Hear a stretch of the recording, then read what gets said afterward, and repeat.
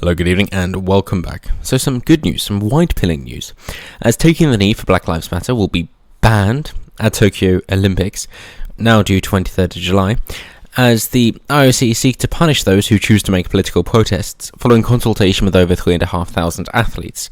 70% of them said that they didn't want such a thing to happen, which is nice to see, given that the whole point of the Olympics is to say we are uniting together as a globe, essentially, in order to play some games, to do some sports. And of course there is a competition, but this is sport for sport's sake. Let us not bring our own individual problems into it. Let us instead focus on the game and the beauty of the game. Let us enjoy the frivolity, as serious as the individual athletes may take it. But this is not a competition of life and death. Of course, if the Berlin Olympics were anything to go by, of course, in 1936, this is instead a show to say, hey, we're all humans, we're all together. That is the whole idea of the International Olympic Committee, and of course to say that we're all not quite in it together because, of course, there is still competition. But nonetheless, the focus is on the sport and the appreciation of athletes doing what they do best. It is supposed to be a breakaway from the rest of reality of individual countries.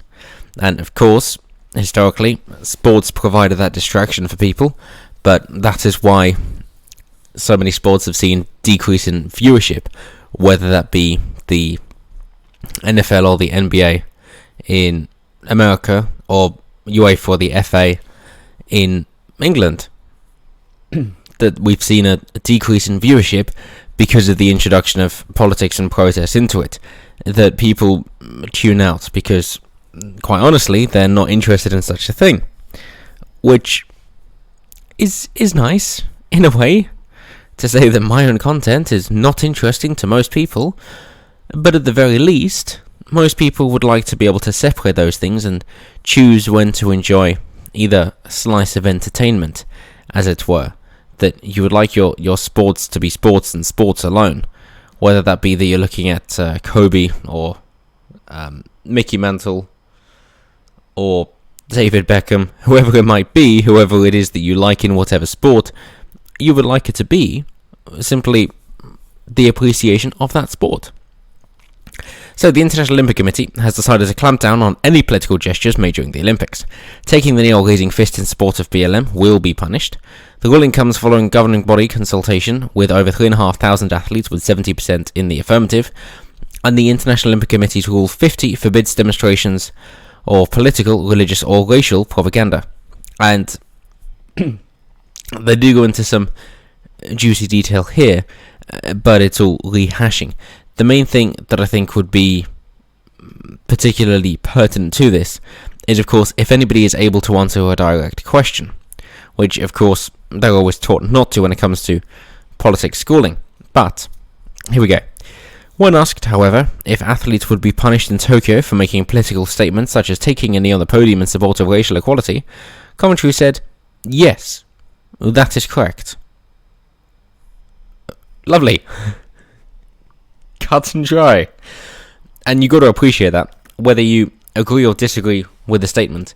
It's definitely something to be appreciated by almost everybody, to just go, okay, cool, so here are where the boundaries are, so at least we know what we're playing with now.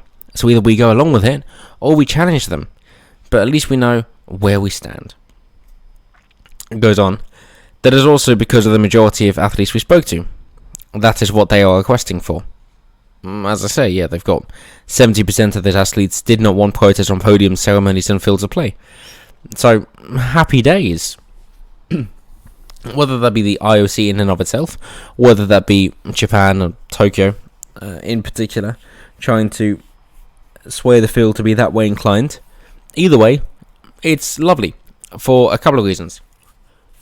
One is because the BLM organization is Marxist shit, and the other because none of us want any of these kind of protests or shows at any sporting or Olympic Games. Obviously, personally, I'm quite a fan of the of human rights advocatism, and in particular in the West, that is mainly for men's rights in order to equal women's rights. Do I think that has a place at sporting games?